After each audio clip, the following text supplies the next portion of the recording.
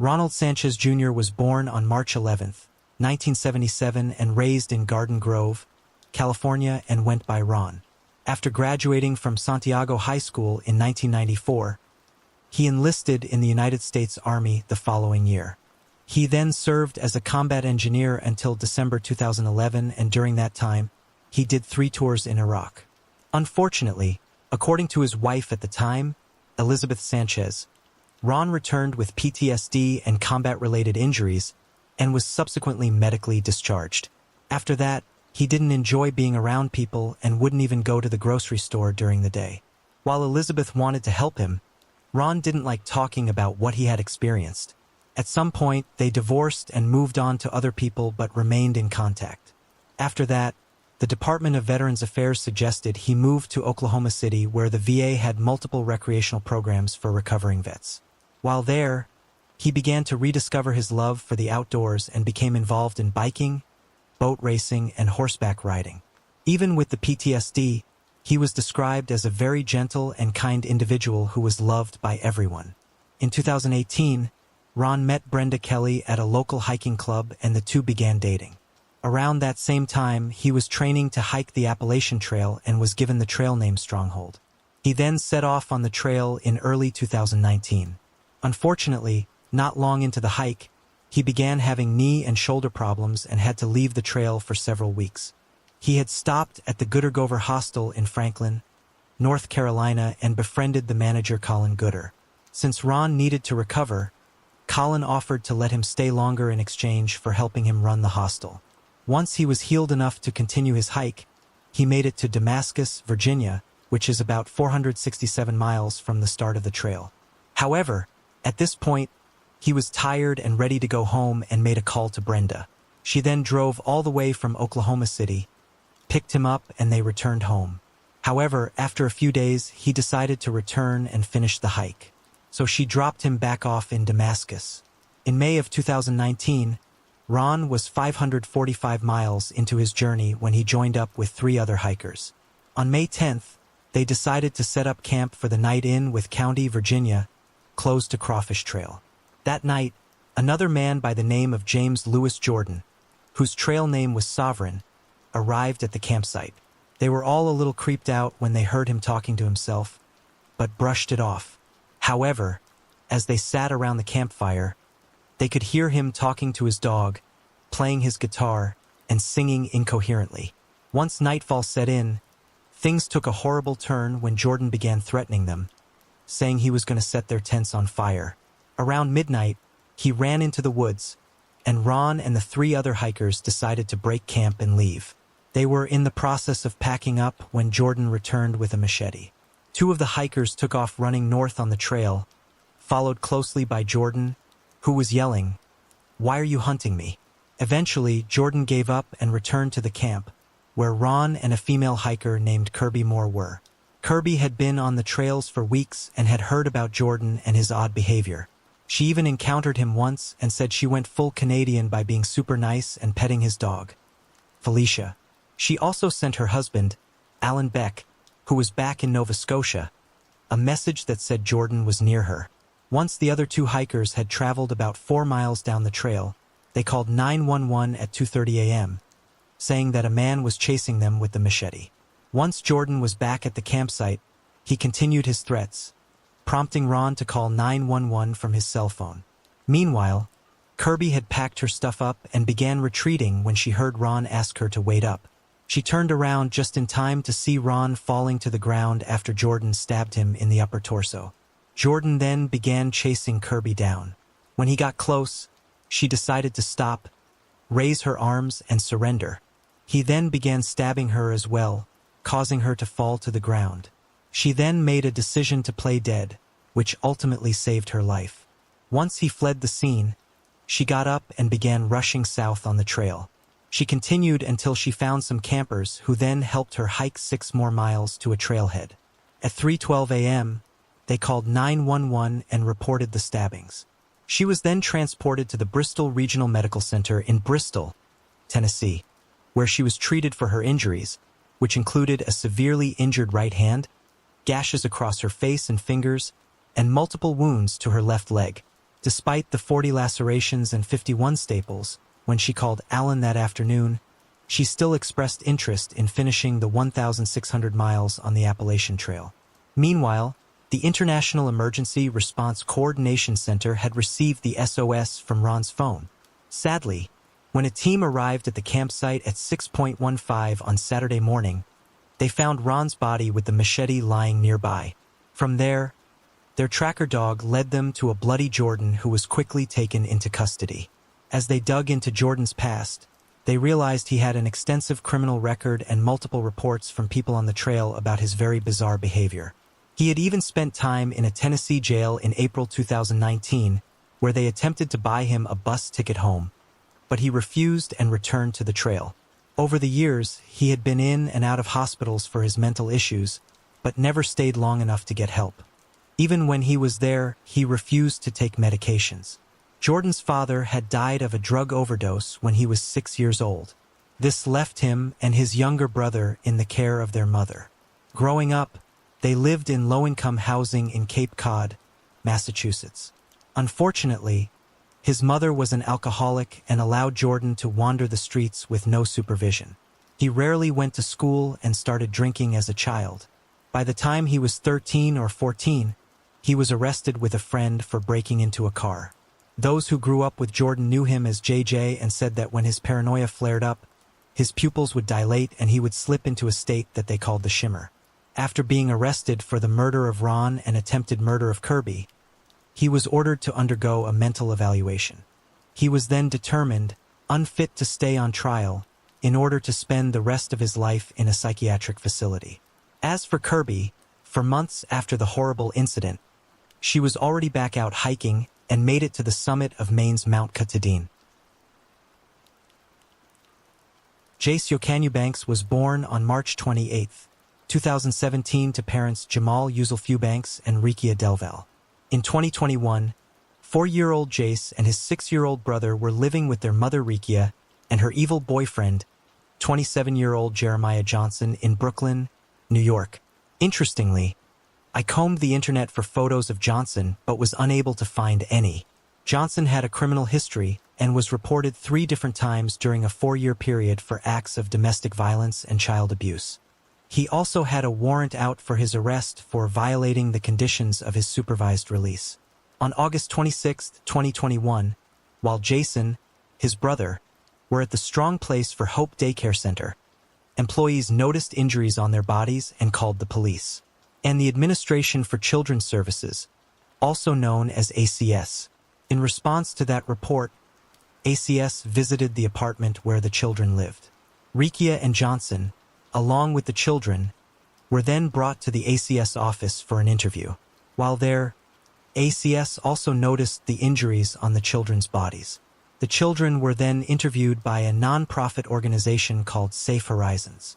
Once the investigation was complete, the police requested a medical exam of the children but never followed up to ensure it was done. ACS discovered Johnson's warrant and ensured the kids they would protect them, but in the end, they released them back to the care of Rikia and Johnson and determined that the care they were receiving was suitable. As you can expect, this was a horrible mistake. 3 days later, on August 29th, ACS visited the apartment and once again determined the children were receiving suitable care. Sadly, they couldn't have been more wrong. Around 5 a.m. on September 12, 2021, Johnson woke Rikia up and told her that Jace was having trouble breathing and had collapsed. She quickly called 911, and when the police arrived, they found her waving them down while holding Jace. He was rushed to Brooklyn Hospital, but they were sadly unable to save him. The official cause of death was battered child syndrome.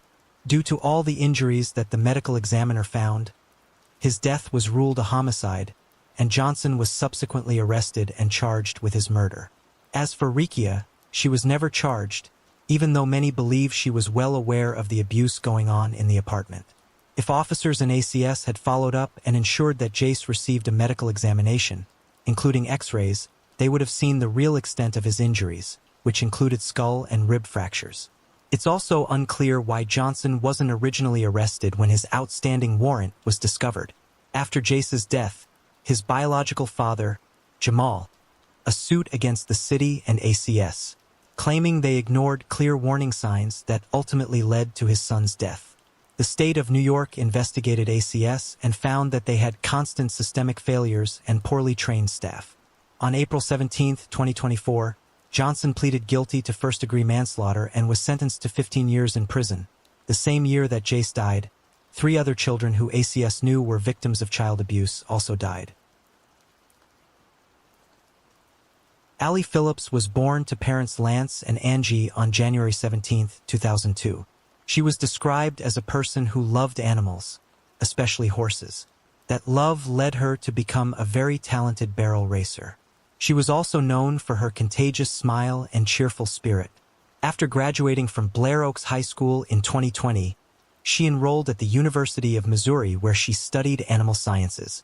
In 2022, 20-year-old Hallie was still in college and lived about 15 minutes east of Jefferson City, Missouri, and 40 minutes away from the school.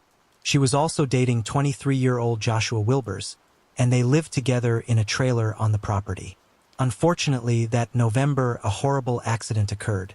On Sunday, November 27th, Hallie was sitting at home relaxing while Joshua was nearby cleaning his new .22 caliber bolt-action Savage rifle. He was about to take it outside to test it when she asked him about the firing pin. So he removed the magazine and cycled the bolt back at least twice to make sure the chamber was empty. Believing the gun was empty, he pulled the trigger. To his shock, the gun fired and struck Hallie in the face, who was sitting about 6 feet away. In a panic, he carried her outside along with the gun. He then called 911. When officers arrived at 1:30 p.m., they found Hallie unconscious on the ground. She was then flown to University Hospital in Columbia, Missouri, where she sadly died 90 minutes later. Investigators checked the home security footage and confirmed that he had indeed carried her outside and thrown the gun on the ground. When they found the rifle, there was no magazine, but there was a spent .22 caliber shell in the chamber. Everything at the scene matched what Joshua said. 2 days later, he was charged with first-degree involuntary manslaughter. Almost 2 years later, on July 12, 2024, a judge found him guilty of the charges after he waived his right to a trial by jury. Jason Scott Platypodis was born in Indiana, the middle child of triplets, on November 25, 1981, to Bill Platypodis and Jan Westergren. He stood out from his triplet siblings, Jessica and Jeff, due to his round face, which led to the nickname Chubbs. In 2001, he graduated from Valparaiso High School, and then in 2021, he received his associate's degree from Ivy Tech Community College. He then worked to become a journeyman carpenter and was able to make a career out of it. He loved his family, especially his daughter Piper, who he fought to get custody of. He also loved fishing and collecting hats from his favorite sports team, the Chicago Bears. As a young adult, he sadly became addicted to opioids, which he was taking for back pain. However, he hated the addiction and decided to get clean when his daughter was born. In early 2022, 41-year-old Jason, now 5 years sober, was living in Indianapolis, Indiana, and working in construction. Unfortunately, he relapsed, and it had dire consequences. On January 3rd at 7:15 a.m., 6-year-old Piper called 911 and told the dispatcher that she couldn't wake up her father. When EMTs arrived, they discovered that Jason had died sometime during the night. When his brother Jeff arrived, he got Jason's phone and found text messages between him and a contact called Johnny Boy. That's when he realized, to his shock, that Jason had fallen off the wagon. He then took the phone and gave it to a detective at the police department. Investigators then got to work tracking down Johnny Boy, whose real name was Jonathan Sperling. Through their investigative work, they discovered that Jason had learned that Sperling was heading to Chicago to get some drugs and asked if he would bring him some back. However, what he bought was a lethal dose of fentanyl. While Sperling was aware of this, he never warned Jason when he sold it to him. Investigators found proof of this in a text that he later sent Jason that read, "Promise it did the trick but wasn't overwhelming." After Jason and his daughter, who were in Valparaiso for the weekend, got the drugs from Sperling, they drove back to Indianapolis. He then overdosed in the middle of the night. When Sperling was brought in for questioning, he lied and said he only gave Jason heroin. Regardless, he was charged with dealing a controlled substance that resulted in death. Since 2018, due to a new law, investigators have been seeking prosecution against drug dealers who knowingly sell lethal amounts of drugs to users. However, most of the cases have been hard to prove, and without the text message between Jason and Sperling, he may have never been arrested. He was then able to post bond on April 4, 2023, and was set to stand trial on May 30th. While there are no official updates on his charges, according to his inmate records, he was sentenced to a year in jail for possession of narcotic drugs on March 4, 2024. Most likely, this is the result of the original charge being downgraded. I would love to know what y'all think. Do you think drug dealers should be held accountable for the deaths of their users? Let me know your thoughts in the comments below. Beth Harmon Potts was born in Manti, Utah on August 20, 1914. Her first marriage was to Clyde Tidwell, but he later died in an automobile accident on September 19, 1960. She then married William Potts on November 5, 1971. He also tragically passed away in a car accident in 1983.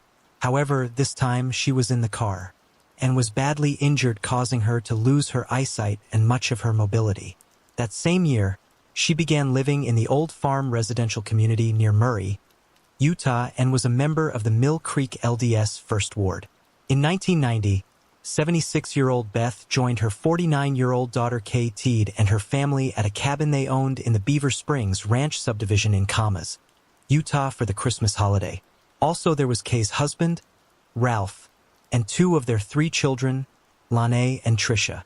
Unfortunately, this would turn out to be a Christmas from hell. On December 22, 1990, while they were all out shopping an hour away in Salt Lake City, 25-year-old Fawn Lester Taylor and 21-year-old Edward Dilley broke into the cabin. Both men were on parole and had been staying at a halfway house before they decided to hitchhike to a cabin in the area that Taylor's family owned. Once there, they began breaking into multiple cabins before stumbling upon the Tiddy's family cabin. The first family members to arrive back at the cabin were Beth and Kay. When they walked in, they were immediately shot and killed. The men then dragged their bodies across the living room floor and out onto the deck and covered them with a blanket and snow. Rolf and his daughters were a little bit behind because you had to park in a parking lot across the street and ride snowmobiles up to the cabin. When Rolf arrived and entered the cabin, he was also shot multiple times. They then robbed him of his belongings, doused him with gasoline, and set the cabin on fire. Unbeknownst to the men, he was only pretending to be dead and had actually survived the murder attempt. After setting the cabin on fire, they kidnapped 16-year-old Tricia and 20-year-old Lanae and drove the snowmobiles back toward the parking lot. Meanwhile, Rolf, who was now on fire, ran to the shower and quickly stripped off his snowsuit. Once he was safe from the fire, a bleeding Rolf jumped on another snowmobile and took off after the men. His brother, Randy, had just arrived for a visit and was standing near the subdivision gate when he noticed the girls on the snowmobiles with two unknown men. Not thinking much of it, he waved, but found it strange they didn't wave back. The girls later said it was because they didn't want Randy to be shot as well. He followed them to the parking lot and tried to talk to them as they all got into the car and drove off. As they were driving off, Tricia tried to give Randy a sign that they were in trouble by putting her hands up, but Taylor yelled at her to put them back down. He knew immediately something was wrong. Minutes later, he was even more confused when he saw another snowmobile approaching with a man on it that didn't have a coat, gloves, or helmet on. Even though it was below freezing outside, he was shocked when he realized it was his brother Ralph. Ralph quickly explained that his wife and mother-in-law were dead, and the girls had just been abducted. So, Randy put Ralph in his car and they began chasing the suspects. Even though it was 1990 and cell phones were extremely rare, Randy thankfully had one, but the service was very spotty. He kept calling 911 but wasn't getting through. He was driving so fast that he actually caught up to the suspects after about 4 or 5 miles. All the while, Ralph lay in the back seat, dying. Finally, the 911 call went through and he was able to notify the police of the situation. Deputies took over the chase and Rolf was airlifted to the hospital. During the high-speed chase, speeds of over 100 miles per hour were reached and eventually, Taylor lost control, hit a guardrail and wrecked the car in a ravine. Once everyone regained their senses and Taylor knew it was over, he told Deli that it was time for the final part of their plan. That included him shooting Deli and turning the gun on himself because they didn't want to go back to jail. However, Deli changed his mind, got out of the car and began shooting at the officers and was quickly joined by Taylor. Once the men were out of ammo, they surrendered and the girls were rescued safe and sound. Thankfully, Ralph survived and was released from the hospital a few days later. The family had no idea that the suspects had been using their camcorder prior to the murders. And when investigators took the camera, they figured all they would see were videos of the family. In the end, Taylor was found guilty and received 2 death sentences. Deli, on the other hand, got life in prison after one juror held out against the capital murder charge. Years later, new ballistic testing showed that Deli, who was carrying a .44 Magnum, was actually the one who murdered Beth and Kay, not Taylor, who was carrying a .38 Special. Even with this new evidence and multiple appeals, he remains on death row.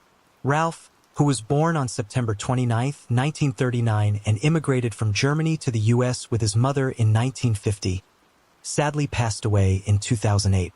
Before he died, he rebuilt the cabin that was partially destroyed by the fire. Carmen Hope Van Huss was born on October 9, 1973 to parents James and Andrea. In 1993, 19-year-old Carmen was a student at Indiana University, Purdue University, Indianapolis, and worked at Pizza Hut. She was described as a very caring individual who loved animals and often took in stray cats. She was also an art lover, which is what led her to pursue an art degree. The spring semester was going fine until Carmen failed to show up for work a couple of days in a row. At 10 p.m. on March 22, 1993, Carmen left her father's home and returned to her apartment. Neighbors that night said they heard an unidentified man enter her apartment, followed by a loud fight 2 hours later. Another neighbor heard Carmen scream, "Get off me! Get off me!" followed by the sound of footsteps leaving the apartment and running down the hallway. 2 days later, on March 24th, a co-worker of Carmen's called her father and notified him that she had failed to show up for work. Worried, he began trying to call her, but there was no answer. So he drove to her apartment and knocked on the door, but once again, nothing. He then decided to let himself in and shockingly found Carmen's bloodied body and quickly called 911. When officers arrived, they discovered signs of a struggle with the table being knocked over, clothes thrown on the floor and a large pool of blood near her head and blood on the walls. Investigators determined the killer had stabbed her over 60 times using a pocket knife and a screwdriver. The neighbors, who heard the fight 2 nights earlier, never called the police, but instead reported Carmen to the apartment's office staff. While she lay dead in her apartment, the staff placed a note on Carmen's door, asking her to keep the noise down and be more considerate of her neighbors. Sadly, after the murder, Carmen's stepmother, Sherry Van Huss, had to clean the blood up in the apartment. Unfortunately, at the time, investigators were unable to track down her killer, and the case would go unsolved for the next 31 years. They had looked at her boyfriend and ex-boyfriend, but both were out of town on the night of the murder and ultimately ruled out. The first time DNA was analyzed in the case was in 2000, when investigators asked for her DNA to be entered into state and national databases. Then, in 2009, they were able to eliminate a witness who was also considered a potential suspect. 4 years later, in 2013, DNA evidence from a bag found in a trash can and a bloodstain from the can itself was investigated further, and unknown male DNA was discovered. From there, a profile was generated and uploaded to Cody's, but no matches were found. In 2023, with help from Pairbon Nanolabs and genetic genealogy, investigators were able to narrow down the suspect to 52-year-old Dana Jermaine Shepard, who would have been 21 years old at the time of the murder. He also lived in the same building as Carmen. When investigators tracked him down, he was working as a custodian for the University of Missouri, and was visibly shaking when investigators approached and asked for a DNA swab. Finally, on August 30th, 2024, he was arrested and charged with Carmen's murder after the test results showed his DNA matched the DNA from the crime scene. He had 3 charges, one for murder, for knowingly killing another person, another for felony murder, for committing a felony during the course of the murder, and the last one for the sexual assault of Carmen. Shepard was no stranger to the law, and in 1992, he was arrested for public intoxication. Then, in 1996, he was arrested for battery in Indiana. In 2001, he was charged with stealing in Missouri and then for peace disturbance in 2009. Then, in 2013, he was charged with driving on a highway without a license. Sadly, her father, James, never got to see the case solved, because he died in a car accident in 2002 at the age of 49. As of September 2024, Shepard is still awaiting the outcome of the case. Major Melvin was born on December 31, 1934, and in the 60s, he met and married his girlfriend, Claudette, who was described as an authentic and loving individual. In the 1970s, they moved from Virginia to Fort Lauderdale, where they raised their 11 children, some of who were from previous marriages. Before Major retired, he worked as a backhoe operator, while Claudette worked as a housekeeper at a hospital. By 2024, 89-year-old Major and 87-year-old Claudette had been married for 60 years, had 28 grandchildren, and were well loved by their family and the community. Unfortunately, a horrible tragedy would change the family's lives forever. On the evening of March 22, 2024, at around 8:47 p.m., Claudette's sister came by the couple's home and discovered that both Major and Claudette were dead and quickly called 911. When investigators arrived and entered the home, they found the couple shot to death. It appeared to them that the shooter came through the front door and caught Major off guard. He quickly tried to get up, but got tangled in the blanket on the couch. Claudette heard the noise, and as she was rushing out of the bedroom, she was shot as well. Her mentally disabled brother also lived in the home and was unharmed. He said he had spent the last 2 days sleeping in one of the rooms and watching MASH. He was the one who discovered Claudette's body when he went to grab something to eat. He immediately called his sister and told her it was an emergency and she needed to come quickly. When asked why he didn't call 911, he replied, and I quote, "No one taught me how to call 911. Sadly, he was unaware that his sister Claudette and Major were dead. When the investigator explained what had happened, he broke down crying and hugged the detective. Unfortunately, he never heard gunshots or loud noises before finding her. Investigators calmed the scene and found several shell casings scattered on the floor. They also found paperwork with estimates for pest control and homo innovations in their granddaughter, 34-year-old Jaleesa Hill's room. They then discovered that the couple's red 2014 Ford Fusion was missing. Almost 2 weeks later, on April 4th, a man flagged down a Fort Lauderdale police officer to inform him that he had seen the Melvins' car at a towing business he worked for. Investigators went to the tow lot and confirmed it was the Melvins' Ford Fusion. They then got a search warrant to question those who worked for the towing company in hopes of finding out how the car got there. The tow truck driver who towed the car and said his boss sent him a text around 6:30 p.m. on the day of the murder and said a Ford Fusion was for sale and needed to be picked up. When he went to get the car, he asked the man why he was selling it, and the man responded that he was tired of putting money into it. He asked if there was anything wrong, and the man said nothing. He then bought the car on his boss's behalf for $200. About a week later, the tow truck driver saw on the news that investigators were looking for a 2014 Ford Fusion and believed it was the same car he bought. He informed his boss and the police were called. Once investigators learned the location of where the driver met the man selling the car, they went to look for surveillance cameras. However, even after that, they were not able to determine the seller's identity, at least not yet. On April 9th, investigators spoke with the couple's granddaughter, Jaleesa, who had stayed at the house the night before the murders. They specifically asked her about the pest control and home renovation estimates they found in her room.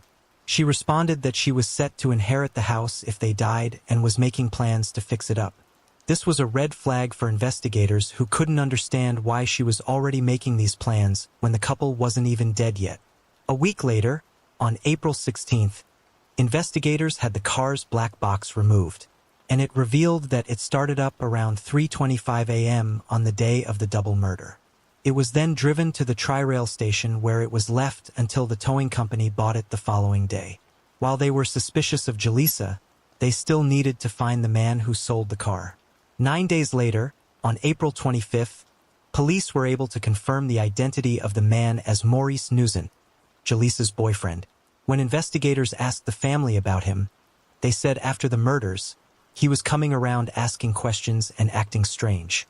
They also discovered that Nuzin had worked for Spirit Airlines as a ground crew chief, but was fired in January of 2024 after being arrested on December 30th for battery. On May 16th, Jaleesa was given a polygraph exam and failed on the question of whether or not she was involved in the death of her grandparents. She then walked back her statements about being next in line for the home and said she was never next in line. Court documents actually back this up, and it's believed that Major told her he would give her the home, but it was never official. She most likely didn't discover this until after they were dead. She was also asked about the car, but said she couldn't remember the last time she drove it. However, investigators discovered that she had filed an insurance claim after the murders on behalf of her grandparents and never told the insurance company they were dead. She did express concern about the payment being addressed to Claudette, most likely worried that she wouldn't be able to cash it. She was then asked about Newson, but said they were no longer dating and that she hadn't seen him in a while until he walked by her grandparents' home the day after the murders while she was sitting on the front porch.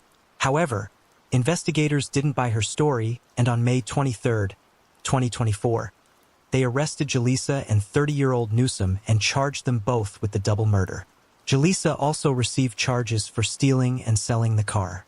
After their arrest, investigators discovered that Jaleesa had sent Newsom $1,000 via Zelle. They assumed that was the payment for the murders. As of September 2024, both Jaleesa and Newsom are awaiting the outcome of the case. Khaleesi Hope Kutry was born on December 5, 2016 to parents Amanda Mullen and Ted Kutry. She was described as a very sweet child who was also very empathetic. Unfortunately, Amanda had been addicted to meth for the last 15 years, and in October 2020, she was arrested on a probation violation. She then worked with CPS to determine where Khaleesi should go. She was not allowed to stay with her biological father or Amanda's sister, who had her own CPS case at the time, so she reached out to her friend Candy Royer, who agreed to watch over Khaleesi while she served her 2-year sentence. Amanda thought Royer's home would be good for her because there was another 3-year-old there that she could play with.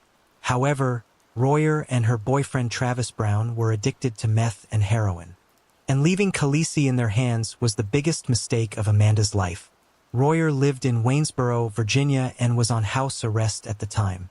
Since she couldn't leave the house, CPS took Khaleesi and dropped her off at the home, unaware that Brown also lived there. However, it's unclear if that knowledge would have actually made a difference because later on, CPS denied they were ever involved in the placement of Khaleesi. Over the next few months, the sweet and cheerful Khaleesi began to change. She was growing skinnier and paler and had visible signs of bruises and burns on her body. In a video taken in January of 2021, balding Khaleesi can be seen so frail that she can't even stand. Amanda was unaware of the abuse and was being told by Royer and Brown that Khaleesi was doing fine, but they needed more money to care for her. She was able to speak to her daughter on the phone and through text messages, but then one day that communication suddenly stopped. Anytime she asked Brown and Royer to speak to her daughter, they gave her the runaround, saying she was either not there or was sleeping. Amanda became frustrated, and in March of 2021, she asked Khaleesi's father, Ted, and her cousin, Daniel Mullen, to deliver money and a cell phone to the Royers' home so she could speak with her daughter that way. However, nothing changed. Royer and Brown eventually stopped answering her calls altogether, so Amanda filed a request with the CPS to do a welfare check on Khaleesi. The CPS employee who was assigned the case called the home received no answer and never tried again. In August, Ted gave the couple more money, even though Amanda hadn't spoken to her daughter since January. The following month, while Amanda was still behind bars, she saw a news report that Royer was missing. In a panic, she went to the jail guards and explained that she had trusted Royer with her daughter but hadn't heard from her since January and was now afraid something was seriously wrong. They let her call the sheriff, who in turn opened an investigation into Khaleesi's whereabouts. Meanwhile, Amanda contacted friends and family to see if they knew anything. Royer had told some of the family that Khaleesi went to stay with a grandmother or aunt in Covington, Virginia, while she told others that CPS had picked her up. In an effort to find the now-missing Royer, the sheriff ran her information and discovered that she wasn't actually missing, but instead was with Brown, hiding from police after they had committed a series of crimes, including stealing a car, passing bad checks, and drug-related offenses. It also turns out that Brown was wanted by police in 5 different jurisdictions for a total of 14 different charges, including strangulation, grand larceny, and assault and battery against a family member. A manhunt got underway, and on September 12, 2021, the couple was arrested at a motel in Pennsylvania. Found with them was the stolen car, along with drugs and stolen checks. However, Khaleesi was still nowhere to be found. The sheriff then filed felony child abuse charges against Royer and traveled to Pennsylvania to question both her and Brown about Khaleesi's whereabouts. When Brown was interviewed, he said he may have smacked her because it was something she allegedly enjoyed. However, he wouldn't give a straight answer regarding where she was. First, he said that CPS came and got her. Then he changed his story and said a friend took her. He then tried to tell investigators that she had taken her own life. Brown continued with his claim, saying that Khaleesi had died accidentally after striking her head, so he wrapped her in a blanket and put her in the trash. He also said before her death that she tried to strangle his own daughter. On September 20th, 8 days after their arrest, a search warrant was executed at their home. Inside, they found a bent wire hanger wrapped in electrical tape with Khaleesi's matted hair stuck in it. Also in the home were multiple blood samples on the wall that linked back to Khaleesi. They had the wire hanger tested for DNA and it linked back to Royer. At this point, they figured Khaleesi was most likely dead and had been strangled to death by Royer. During the trial, they were able to prove that Royer was the main abuser. They even had video proof of her yelling at Khaleesi in the shower, telling her that no one liked her. Brown, on the other hand, had been mean to Khaleesi, but allegedly never part of the physical torture that Royer subjected her to. Interestingly, it was also revealed that Royer had been having an affair with the then-deputy of Augusta County Sheriff's Office, Dylan Johnson, the same office that was investigating Khaleesi's disappearance and presumed murder. In the end, Royer and Brown pleaded guilty in Pennsylvania to the possession of meth and stolen checks, and were sentenced to 2 months to 1 year in jail. In 2022, they were indicted for the murder of Khaleesi, unlawfully concealing her body, conspiracy to commit aggravated murder, conspiracy to commit child abuse, and conspiracy to conceal a dead body. Brown also had additional charges for child abuse, resulting in serious injury. They were then extradited back to Virginia to stand trial. In August 2023, Brown was convicted of aggravated murder, felony murder, and child abuse. 2 weeks later, Royer decided not to stand trial and pleaded guilty to first-degree murder. The other charges against her were then dropped. It's insane to think that Royer was allowed guardianship of Khaleesi with her long history of convictions that included drug possession and addiction, robbery, and theft. It's also sad that CPS lied and said they were never part of the plan to have Khaleesi stay with Royer. When Brown was sentenced, Amanda made a final plea for the location of Khaleesi's remains, but he stuck to his story that he didn't know. He was then sentenced to life in prison plus 20 years for the child abuse charge. Investigators believe that Khaleesi's remains are in a landfill and will likely never be found. During Brown's statement, he said he took no part in Khaleesi's horrible death and said he was only focused on getting high. In February of 2024, Royer was sentenced to life in prison. Khaleesi stood 3 feet, weighed 40 pounds, and had blonde hair and blue eyes. And as of September 2024, her remains have not been found. In the summer of 1994, 10-year-old Marie Chantal Desjardins had just recently moved to a suburb of Montreal called Sainte-Thérèse when a horrible tragedy occurred. On July 16th, she spent time at a local snack bar that had pool tables before riding her bike to a friend's house. At about 9:30 p.m., she decided to head home but sadly would never arrive. She was last seen heading east on the same street as the snack bar. A massive search got underway, and 4 days later, on July 20th, 1994, her body was found 20 minutes away in a wooded area behind the Place Rosemy shopping center. She had sadly been strangled to death and possibly sexually assaulted. Found near her remains were her bike and keys. Unfortunately, with no suspects, the case would go unsolved for the next 30 years. In 2023, the case was reinvestigated and DNA collected from the scene was sent off for advanced testing and forensic genetic genealogy. From there, investigators were able to identify the suspect as 61-year-old career criminal Rail Courtmange, who was already behind bars at La Casa Institution Prison over 2 hours from Montreal for another crime when he was charged with Marie Chantel's murder. That crime occurred in 2011, when he climbed into the car of a woman and kidnapped her. He then held her against her wheel, threatened to kill her, and drove her into a wooded area. In total, he had 89 convictions over a 30-year period, including assaults, theft, and drugs. Then, in 2015, he was declared a danger to society and incarcerated indefinitely. After being charged with first-degree murder for the death of Marie Chantel, he pleaded not guilty. I did read that he passed away before being convicted, but I wasn't able to confirm this.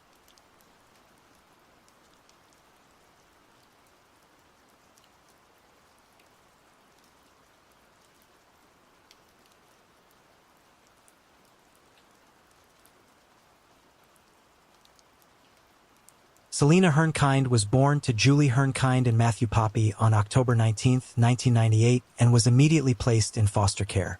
Meanwhile, her parents agreed to take a 12-week parenting class, and in addition, Matthew agreed to go to anger management. The two had met when Matthew was a police cadet in the 122nd Precinct on Staten Island, and she worked at the station house. After getting together, they married and he took her last name. They then had a total of 5 children together, including Selena, and both quit their jobs. The children in their home were constantly being removed and placed in foster care, only to be returned to the nightmare of living with their parents. The first reported abuse and torture of their children started in January of 1997, when someone had called saying they had placed a baby outside in the freezing temperatures with no clothes on. However, Children's Services would later deny the allegations. In July 1998, the children were removed from the home after their daughter Diane was brought to the ER with bruises all over her body. When medical staff questioned Julie about the bruises, she lied and said that Diane had hit herself with toys and was bumping into her crib. They were then arrested and charged with assaulting and endangering the welfare of Diane. The charges were later dropped due to a lack of evidence, even though they had been investigated 6 times before this incident. The abuse continued, and in 2001, the children, including 3-year-old Selena, were still living with their parents in Stapleton, New York. Plus, Julie was 7 months pregnant with her 6th child. One of Selena's visits to the hospital was for a broken femur that her parents said was the result of her falling out of a bunk bed. She then sadly had to be put in a body cast. Unfortunately, the hospital took them at their word, and a terrified Selena was sent back home with them. On November 5, 2001, the abuse would turn deadly after Selena, who only weighed 22 pounds, sold her pants. To clean her, they used a wire Brillo pad which caused severe pain. As she begged them to stop, held her head under cold water in the bathtub until she died from asphyxiation. This is a very abbreviated version of what happened because the actual details are too gruesome to include in this video. After she was dead, Julie called 911 saying she knew she had gone too far this time. Selena's ultimate cause of death was asphyxia, and when Julie and Matthew were brought in for questioning, they confessed to the murder. In the end, Matthew was sentenced to 15 years to life, but has since been released on parole. While behind bars, he was allowed to earn a bachelor's degree in psychology. Julie, on the other hand, was acquitted for second-degree murder, but convicted of first-degree manslaughter and given 25 years in prison. From what I can tell, she was released in October of 2022. Brandon Michael Chiklis was born on July 24, 1997 in Lowell, Massachusetts to Paul Chiklis and Tricia. He was described as a trustworthy and loyal individual with a heart of gold. He was a member of the ROTC at the Monty Tech High School and graduated in 2015. He enjoyed the outdoors and spent 10 years as a member of the Boy Scouts, achieving the rank of Life Scout with Troop 41 in Fitchburg. While in high school, he met and later began dating Julia Enright, a small-town girl with a desire to become a doctor. By the age of 20, Brandon was working at a local HVAC company. Then on June 23, 2018, he left Westminster, Massachusetts to visit his father in Windham, New Hampshire, but strangely never arrived. By the next day, when there was still no sign of him, his family reported him missing. A week later, his 2010 gray Honda Civic was found in the parking lot of a Hannaford supermarket in Ring, New Hampshire, with the keys inside and the doors unlocked. Then, over 2 weeks later, on July 10, 2018, his body was found by a jogger about 6 miles from where his car had been found. His remains were wrapped in a blanket and 2 dark trash bags that were duct-taped. The medical examiner used dental records to identify him and found numerous stab wounds on his body, ruling his death a homicide. State police detectives obtained call detail records for his cell phone, and it placed him at the Enrights' home in Ashburnham from 11:30 a.m. to 3 p.m. on June 23, 2018, and that's where his phone activity ceased. Investigators then asked Julia to come in for questioning, which she did on July 13, 2018. While there, police seized her car after Trooper Sean Murphy said he walked around the Prius looking for any dents or damage and saw dark stains on the floor mat behind the driver's seat that he believed could be blood. A briefcase or computer bag was also seen in the back seat. Police later obtained a search warrant for the vehicle. Samples of the stains were sent for testing and positively identified as blood. The samples were then sent for DNA testing and matched Brandon's DNA. They then got a search warrant for the Enright home, and what they found shocked everyone. Inside a treehouse on the property were numerous documents, notebooks, and business cards that showed Julia was a dominatrix who was paid by men to participate in activities related to BDSM. The treehouse had even been fitted with restraints. They also strangely found a new rug in the treehouse. When it was removed, they found blood that had seeped down through the floorboards. There was also blood on the stairs and under the treehouse. During questioning by the police, Julia initially provided varying accounts of what had occurred on the day in question, before finally admitting that Brandon had been to her house on the day he disappeared. She said they smoked cannabis and drank alcohol before being intimate in his car. When asked about the treehouse, she said she had brought friends there in the past, but denied being in there that day with Brandon. She claimed that Brandon left to buy drugs and never returned. However, the blood from the treehouse, just like her Prius, belonged to Brandon. Investigators determined that she had lured Brandon to the property with the promise of a hookup, but instead killed him to please her lover, Jonathan Linda. She was then arrested and charged with first-degree murder. Her boyfriend, Linda, was also arrested. Investigators would eventually learn that she had restrained Brandon in the treehouse with the new restraints and then stabbed him to death. Turns out that Julia had an obsession with dead things and even collected roadkill to make ball art. This is also why she wanted to become a doctor, because she loved human anatomy. They also found journal entries where she said she fantasized about killing people. There was also a note that indicated that she wanted to cure the world of overpopulation. Julia was asked about the notes and acknowledged writing them, but claimed they were for a creative writing class. Also written in her diary, she explained how she intentionally got pregnant to go to Planned Parenthood to try to steal or bribe an employee for a fetus specimen for her collection. At trial, her boyfriend, Jonathan Lind, testified that they would cut each other and spread blood over their bodies during sex. He said the treehouse had to be cleaned and the carpet replaced because he defecated on the floor during one of their encounters. Surveillance footage captured Julia at a Home Depot store buying carpet on June 26, 2018. In the end, she was found guilty of second-degree murder and sentenced to life in prison with a chance of parole after 25 years. At John Lenn's trial, Brandon's mother testified that Lenn could have revealed the location of Brandon's remains during those 17 days he was missing and argued he should receive the maximum perjury sentence of 20 years. However, in February 2025, he was sentenced to only 7 to 9 years in prison. Catherine Blackburn, who went by Kate, was born on March 1, 1914, in Albany, New York. In 1938, she married Jesse Blackburn, Jr., who went by Jess. They never had children together, and in 1964 they separated. So Kate, now living alone, decided to rent out a room in the upstairs apartment in her home. She placed ads in the newspaper and painted the rental unit. That weekend, as she finished the painting job, she began showing the property to potential renters. However, one of those potential renters only had evil intentions. On September 13, 1964, after a few days of no word from Kate, her family became concerned.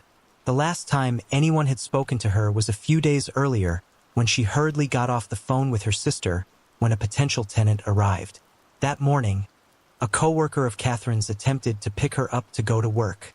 But when Kate didn't come to the door, she contacted Kate's niece, 19-year-old Sandy Carmichael, to try to figure out what was going on.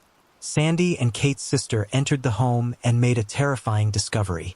Kate had been dead alone in the house for several days, and it looked like a horror scene from a movie. Kate was struck in the back of the head and stabbed in the neck, then sexually assaulted while she was unconscious before the killer heated up 3 knives on her gas stove and burned shapes onto her skin.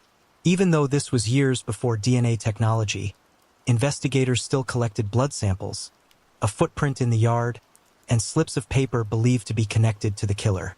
Investigators learned that Kate had recently canceled newspaper ads to rent out the room and painted the rental unit the same weekend she was killed.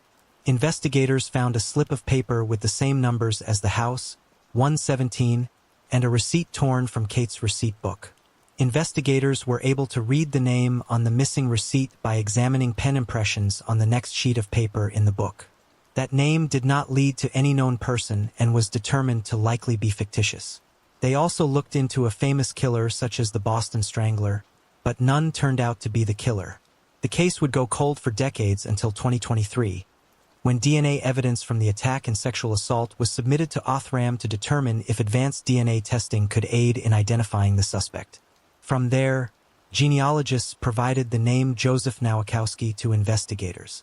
Since he had died in 1998, investigators had his body exhumed from the Albany Rural Cemetery. His DNA was then compared with the DNA from the crime scene, and it was a match. Nowakowski was born in 1931 and was convicted of a similar assault of an elderly woman in Schenectady, New York in 1973. He was 33 at the time of Kate's murder and was in and out of prison most of his adult life until his death. In fact, he was released from state prison in 1980 and lived under the radar for 20 more years. There is no indication that he and Kate knew each other, and Nowakowski was not a suspect in the 1964 investigation. Investigators are now looking into other crimes that Nowakowski could be connected to. Deidre Christine Harm was born on November 16, 1984, in Woodstock, Illinois to parents Scott and Gail Itzen. At the age of 22, she lived in Wisconsin Rapids, Wisconsin, and was the mother of a 4-month-old baby daughter named Vegas. On June 10, 2006, Deidre left her daughter Vegas with a babysitter and then went out for the night. She started at the Finish Line bar before going to the New Body Shop Tavern a block away. After that, she was never seen alive again. The next day, when neither her family nor the babysitter could get in touch with her, they reported her missing. Months went by with no answers. Then in November 2006, her remains were found in a wooded area known as Blueberry Ridge, which is about 5 miles from the downtown area. Her cause of death has never been publicly released. Her murder would then go unsolved for the next 19 years. The night she was murdered, witnesses said they saw a man hanging around Deidre at the downtown bars. While they couldn't identify him at the time, in 2009, they got a big break when he was arrested and his DNA tied him to the crime. The man was Christopher Rivik, and one of the witnesses identified him as the man seen around Deidre that night. Rivik's 2009 arrest was for the murder of Renee Williams. However, he would never stand trial because he took his own life in jail a day after being arrested. Investigators then spoke to Rivik's wife, Johanna, and she confirmed they had been in Wisconsin around the time of the murder, visiting family. She said when he showed back up at the house that night, he had muddy clothes and mud on his truck. When asked where he had been, he said the Blueberry Ridge area, the same location as Deidre's remains. Two of Rivek's high school friends told detectives that when they were younger, they often used the area to drink so they wouldn't be busted by cops. The day after Deidre vanished, Johanna said he asked her to cut his hair. She also caught him deleting photos from his phone, and then he strangely tried to recreate them with the same clothes. As for the murder of Renee Williams, Johanna told police that Rivek admitted to the murder and even asked her for help in moving her body, threatening to kill her if she refused. He murdered her after picking her up and propositioning her with a threesome, which she refused. This angered him and he strangled her to death. He's also a suspect in the disappearance of KIMT morning anchor Jody Hughes and Trout. She vanished around 4 a.m. on June 27, 1995, after calling a colleague to say she was on her way to the office. After her disappearance, investigators found evidence of a struggle outside her apartment, including a pair of high heels and a bent car key. Sadly, she has never been found, and in 2001, she was declared legally dead. Rivek's girlfriend had lived near Jody, and it's suspected that he attacked and kidnapped her outside her home as she was leaving to go to work. While justice can never be served, the district attorney confirmed that if Rivek were still alive, he would most certainly be charged with Deidre's murder. Robin, or Lawrence, was born on November 25, 1956 and married Ollie Lawrence on New Year's Eve, 1989. 3 years later, they welcomed their daughter, Nicole. Sadly, Nicole had to quickly undergo a liver transplant after birth, but she persevered with her parents by her side and daily immunosuppressants she would have to take for the rest of her life. They lived in Springfield, Virginia, where Robin worked in the advertising industry and Ollie was an airline executive. In Robin's spare time, she took ballet classes and was described as a personable, fun-loving individual.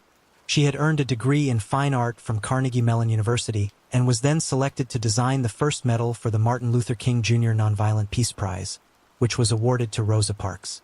However, on November 20, 1994, their worlds came crashing down. When Robin's friend Lori found Robin stabbed to death in her home and 2-year-old Nicole wandering around scared, alone, and hungry, Lori called 911 and rushed Nicole to the hospital because she wasn't sure how long it had been since she took her daily medication. Unfortunately, Ollie was out of town for the weekend. Back at the scene, investigators determined that a struggle had occurred and due to all the defensive wounds, it was apparent Robin had tried to fight off her attacker. Her killer had also cut the phone cord to the phone that was found next to her. Investigators determined that the suspect entered through a window off the back deck, the same one Lori used to gain entry to the home. As for a time frame, it was estimated that she had been murdered 2 days prior to being found, and 2-year-old Nicole roamed the house all alone. During that time, she had tried to use tissues to clean the blood off her mother and had brought all of her empty baby bottles and laid them next to her. Everyone was at a loss as to who could have committed this heinous crime. Robbery didn't appear to be the motive because the cash and jewelry in the bedroom were all left behind. To investigators, this meant that she was likely the target and killed by someone she knew. Ollie was questioned, and while he was cooperative, investigators learned some damning information. He had been having an affair with a colleague. This immediately shot him to the top of the suspect list. However, the business trip had been to the Bahamas, and it would have been impossible for him to commit the crime. Investigators even flew to the Bahamas to confirm his alibi. Detectives also interviewed Ali's lover, but found no evidence she was involved. As Robin's family mourned her death, investigators pieced together a timeline and determined that the last time anyone had heard from Robin was around 6 p.m. on Friday, November 18th, and they believe she was killed around 9:30-ish, with her body being discovered 2 days later. Investigators had little else to go on, since no fingerprints were found at the scene, but there was one thing that caught their eye. On the towel rod next to the sliding tub door was a washcloth, and he noticed a small dark stain on it. That stain turned out to be blood, and authorities extracted DNA from it. Multiple people close to the family, including Ollie, were tested, but no one matched. The DNA was then uploaded to Cody's, but with no matches there either, the case stalled. Decades later, in 2019, investigators enlisted the help of Parabon Nanolabs. Their analysis showed Robin's killer likely had European ancestry, but tracing him through his relatives proved nearly impossible, as they were all so distantly related. That's when an amateur genealogist named Liz, who was also a volunteer with the police department, agreed to take on the case. Liz was given information on the killer's ethnicity, which included Irish, and was also given a list of over 1,000 fourth and fifth cousins who shared his DNA. In 2021, Parabon was asked to create a phenotyping sketch of Robin's killer. It was determined that the man likely had fair to very fair skin color, dark blue eyes, and a larger-than-average chin. However, no one in Robin's family recognized the person, including Ollie. She eventually traced the man's ancestors to Canada. She continued to piece together the family tree and was eventually led to a man named Stephen Smirk. She provided the name to investigators who began looking into him, and soon discovered that he was a computer programmer in Niskayuna, New York, married to a defense attorney with 2 high school-age children, a nice house in the suburbs, and no more than a speeding ticket on his record. They were starting to think he may not be their guy until they found his yearbook photo that showed him at the age of 16, and it looked very similar to the phenotyping sketch. Smirk, now 52 years old, was visited at his home by investigators, who were hoping he would willingly provide them a sample of his DNA. And that's exactly what he did, even after they told him they were there from Virginia to talk about Robin Lawrence. During the visit, he strangely showed no expression, and investigators said his demeanor was very unusual. After collecting his DNA, investigators checked into their hotel, and not long after, they received a very unexpected call. It was Smirk, and he was ready to confess. He said he had gone to the Niskayuna Police Department to turn himself in, but the doors were locked. So the detective told him to call 911, which he did. On September 7, 2023, after he was taken into custody, Smirk began his confession. He first asked them to remind him of her name. He said he remembered she was black, but couldn't remember anything else. He said he was a serial killer and that the murder of Robin was intentional, and his only victim. However, investigators were skeptical of that claim. He told them that in November 1994, he was a 22-year-old soldier stationed at Fort Myer in Arlington, Virginia, and on the night of the murder, he had been drinking beer and taking ephedrine pills, which is a strong stimulant. He said something inside him had just always known that he was going to kill somebody someday, but he just didn't know who. He said it was hard to explain, but it was like an overbearing thought in his brain that he just had to do it. Smirk said he drove to Robin's neighborhood because he was familiar with the area, having visited friends who stayed in a house nearby. He said he didn't know her or even know who lived there. He confirmed he entered the house from the back deck and told detectives he was wearing a ski mask and leather gloves. He said he went in and noticed that she had a baby in one of the rooms, and then proceeded down the hall to Robin's bedroom. He said he used all his military training, including hand-to-hand combat, to murder her. He said he's highly influenced by demons, and one of the reasons he enlisted in the military was because he wanted to kill. He said his wife and kids were the only reason he never killed again. They then asked him about the washcloth in the bathroom with his blood stain on it. He said Robin had clawed his face and he still had small scars from it, which he showed the detectives. At the end of the interview, Smirk was asked if he wanted to express any remorse to Robin's family. He declined, saying he didn't feel anything for the family and didn't even feel bad about what he had done. He was then placed under arrest and charged with Robin's murder. A week later, DNA testing confirmed that Smirk's DNA matched the blood found on the washcloth. On April 15, 2024, a grand jury indicted him, but he would never go to trial because 6 months later, he took a plea deal for first-degree murder. Smirk had been diagnosed with bipolar II disorder, which he constantly fed with ephedra and alcohol. In 2004, ephedra was banned by the FDA because when it was mixed with other substances, it could trigger dangerous psychiatric side effects. By the time Smirk was arrested, he had already sought help for his mental health problems and had become sober, but there was still no remorse. And in the end, he was sentenced to 70 years in prison with the possibility of parole. Sydney Irene Loof was born on August 21, 1993 in Broken Bow, Nebraska to parents George and Susie. At the age of 7, she and her family moved from Arcadia, Nebraska to Neely, Nebraska. Sydney was described as a caring individual with a loving and kind heart, who was also very passionate about animals. After graduating from Neely Oakdale High School in 2011, she moved to Lincoln and began working at Minutes, a home improvement store on North 27th Street. In her free time, she enjoyed fishing and golfing and spoiled her beloved cat, Memsy. Unfortunately, Sydney struggled with anxiety and depression, and by 2017, her struggles with her mental health had taken a toll on her. She was now calling in sick because the depression was so debilitating. Unsure what to do, she called and confided in her family, who in turn helped her schedule a doctor's appointment. Sadly, that was the last conversation they ever had together. Not long after, she decided to meet up with a woman she met on Tinder. Unbeknownst to Sydney, the woman who was using the alias Audrey had nothing but evil intentions planned. Her real name was Bailey Boswell, and she had a boyfriend named Aubrey Trail.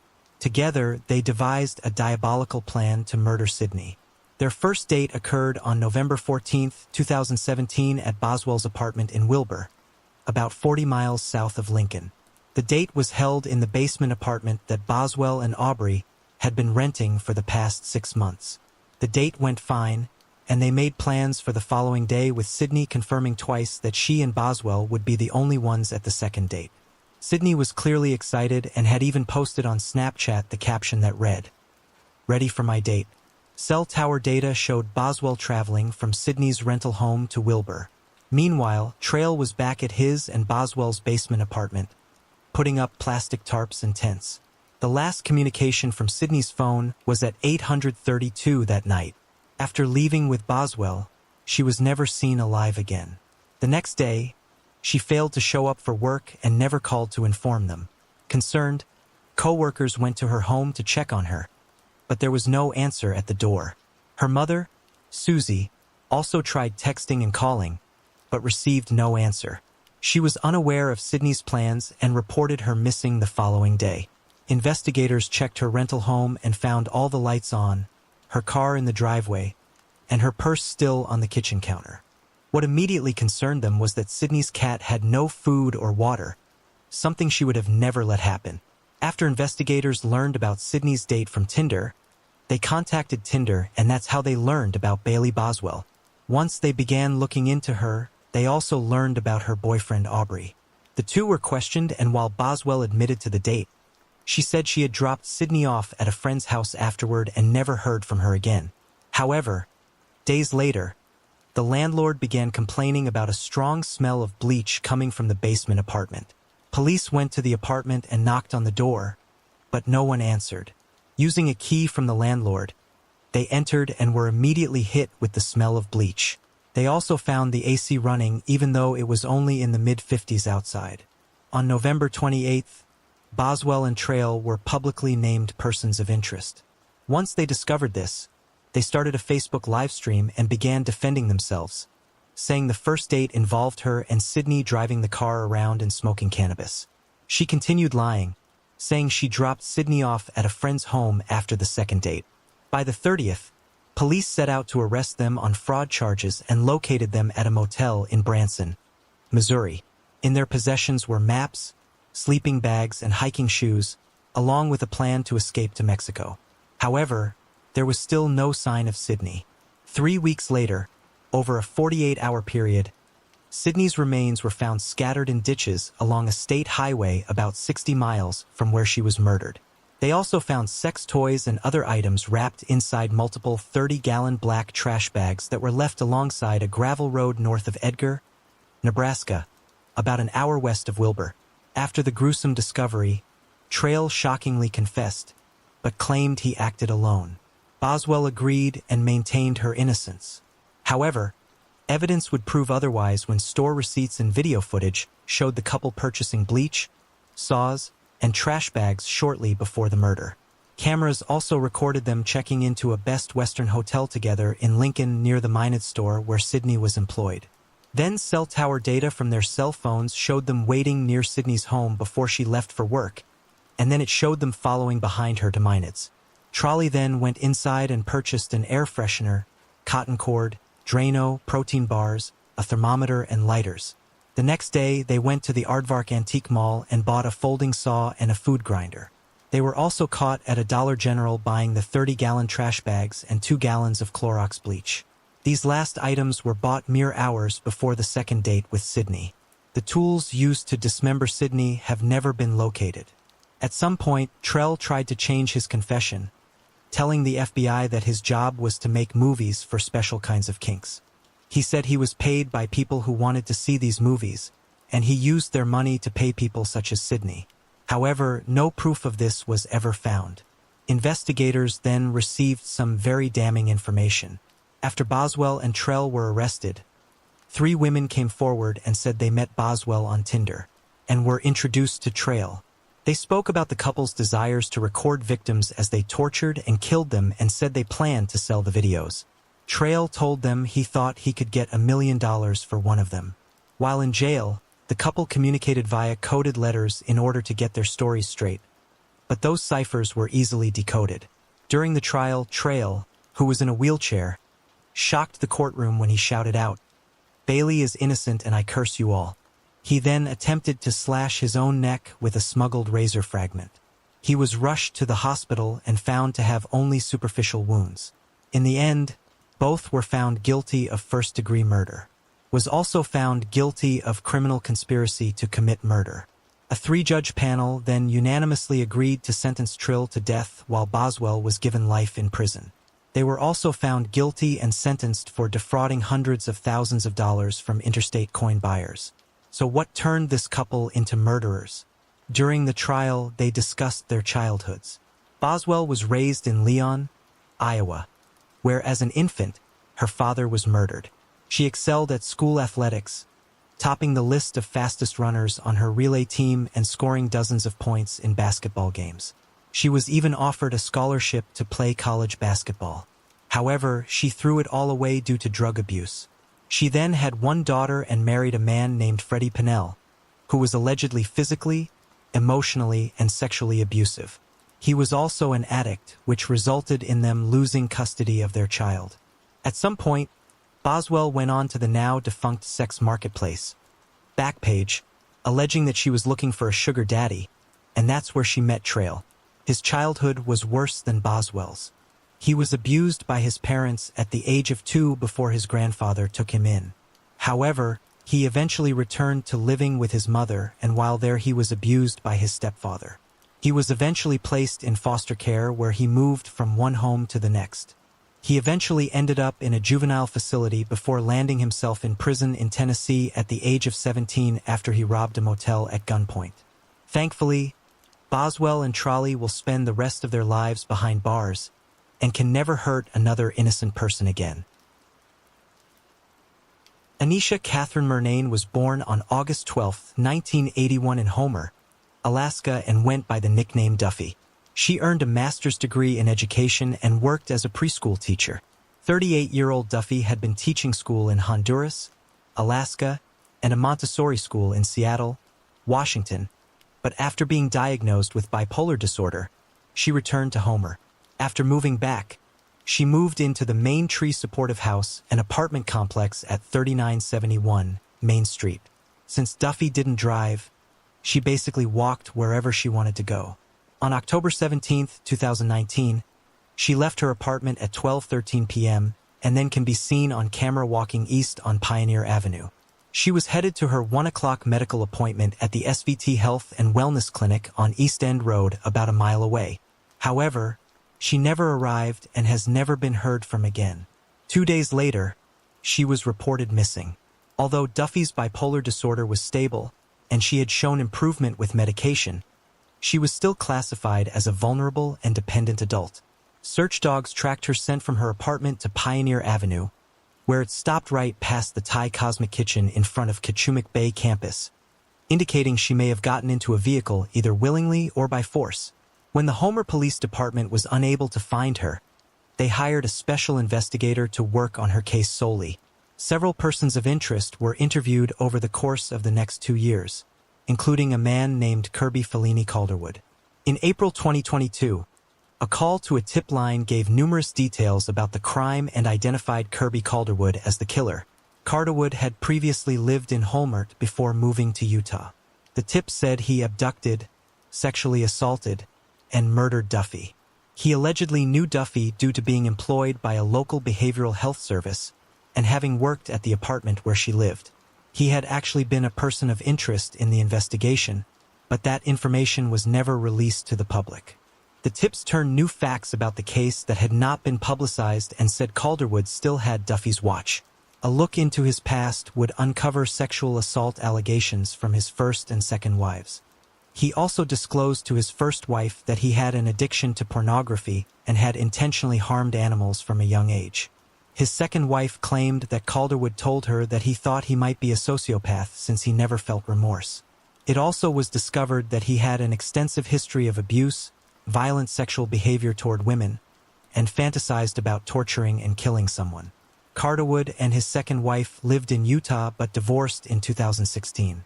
Calderwood then left Utah for Alaska. Once in Alaska, he began dating a local woman, and in 2017, they moved in together. In 2018, the couple moved in with her parents while they searched for an apartment which they finally found in April 2019.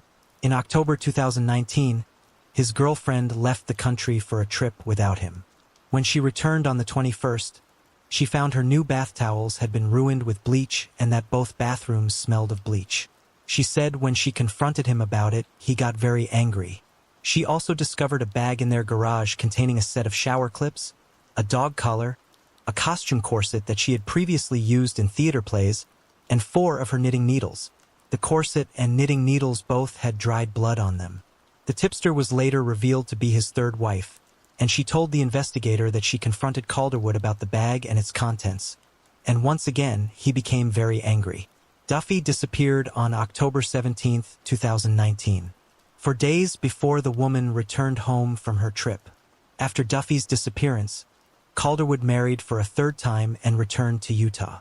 When he was interviewed in May 2021, he stated that for 4 or 5 months in or about the fall of 2018, he worked at the Main Tree Supportive House where he met Anisha Murnane. On May 5, 2022, search warrants were conducted on Calderwood's car and at his home on Quincy Avenue in Ogden, where they found a machete and several large knives covered with dried blood. As he was leaving his home, the police performed a traffic stop and arrested him. Upon searching his home, they found Duffy's Timex watch along with her missing person flyer. His wife said Calderwood admitted that he had tortured and killed Duffy, threw her phone in a nearby lake, and disposed of her body in a dumpster. Calderwood then confessed that he had prepared a crawl space in his girlfriend's parents' house to be a torture site since the parents were out of town until December 2019. He had not specifically intended to kill her but was driving around looking for a victim when he saw her. He offered her a ride to her destination saying he had to stop somewhere first to get a phone charger. He then took Duffy to his girlfriend's parents' home, pushed her into the crawl space, and sexually assaulted and killed her. He reportedly disposed of her body by wrapping it in thick plastic trash bags, putting it in a fish tote, and leaving it in a dumpster. It was also discovered that in 2021, he had confessed to his wife about the murder of Duffy. In May 2022, Calderwood was charged with kidnapping, first and second-degree murder, and tampering with physical evidence. In September 2022, a grand jury indicted Calderwood on multiple felony charges, including murder, kidnapping, and sexual assault, carrying a possible sentence of 99 years. Calderwood remains in Utah and is currently awaiting trial. Angel Christine Ormston was born on November 20th, 1974 to parents John and Jackie and raised in Mentor, Ohio. At the age of 17, she attended Mentor High School and was described as a well-liked person who was fun and outgoing. She loved to drive around town in her 1981 Honda Civic, playing music and hanging out with her friends. She also worked part-time at a burger place at the Great Lakes Mall. On Friday, July 31st, 1992, told her mother she was heading to the burger joint to pick up her paycheck and run some errands. After leaving, her family would never see her again. Angel would often spend the night with friends, and when she didn't arrive home by the next morning, her family wasn't immediately concerned. Her mother, Jackie, wasn't very strict, and Angel didn't have rules when it came to checking in with her. Her dad was a long-haul truck driver, so he was often away from home, which would have added to the lack of rules. On Sunday, August 2nd, Angel's older brother drove to the Great Lakes Mall where he saw Angel's car. He went over to it, and when he looked inside, he saw Angel's purse and hairbrush lying on the seat. He called their mother, who came down and collected Angel's car. Still thinking Angel was probably with her best friend, Stacy, she called Stacy's house, but there was no answer. This was when Angel's mother began to worry and decided to report her daughter missing. When asked why she waited 2 days to report Angel missing, Jackie said she was under the impression she had to wait 48 hours. Once again, Jackie turned to Angel's best friend, Stacy. The two were inseparable, but on this particular weekend, Stacy had been baking cookies at her sister's house. So when Jackie told her she couldn't find Angel, Stacy was surprised but said she had no idea where Angel could be and hadn't seen her at all that weekend. This was horrifying news to Jackie, who had assumed that her daughter had been with Stacy all along. The police immediately launched a search and examined Angel's car. However, there were no signs of foul play or anything being stolen. Investigators then began to look into the possibility that Angel may have been abducted. Her car was dusted for fingerprints and dozens were found. However, they were all traced back to Angel's family and friends, basically making them all suspects. Her father was ruled out because he was able to provide proof that he was several states away when she disappeared. Angel's co-workers said that she never showed up to get her paycheck, but they surprised detectives when they said they might know who was involved in her disappearance. They told them about one of the male managers who liked to prey on the young female workers. He was often caught lurking nearby when they changed into their working uniforms and was fired for sexual harassment after multiple complaints of inappropriate touching. When investigators looked into the man, they found that he had a record of inappropriate contact with underage girls. The workers explained that the manager had specifically focused on Angel, often showing her extra attention, watching her work, and making sexual comments toward her. They also said he had found every reason to talk and get close to Angel in the cramped kitchen. This information launched him to the top of the suspect list. Investigators quickly tracked him down, but he denied having anything to do with her disappearance. He said he hadn't seen Angel since they worked together and had been nowhere near the Great Lakes Mall on the day she disappeared. In fact, he had been working at another fast food chain at that time and even had the timesheets to prove it. However, investigators didn't let go of the theory that Angel's disappearance had something to do with the fast food restaurant. They once again questioned the employees and manager and uncovered a secret that Angel had been keeping from her family. She had recently been fired for showing up late, and the paycheck she was picking up was going to be her last. Eventually, everyone she worked with was ruled out as a suspect. Since Stacy and Angel were so close, investigators decided to turn their attention back to her. They asked her to come in for questioning, and after a 4-hour-long interview, they were left with a possible suspect, Mark Sarka. Mark was a 19-year-old boy who had just graduated with honors from Mentor High. Stacy would also provide one last piece of information that would break the case wide open. While both she and Angel had a crush on Mark, it was Angel who slept with him over the summer and was pregnant by him when she disappeared.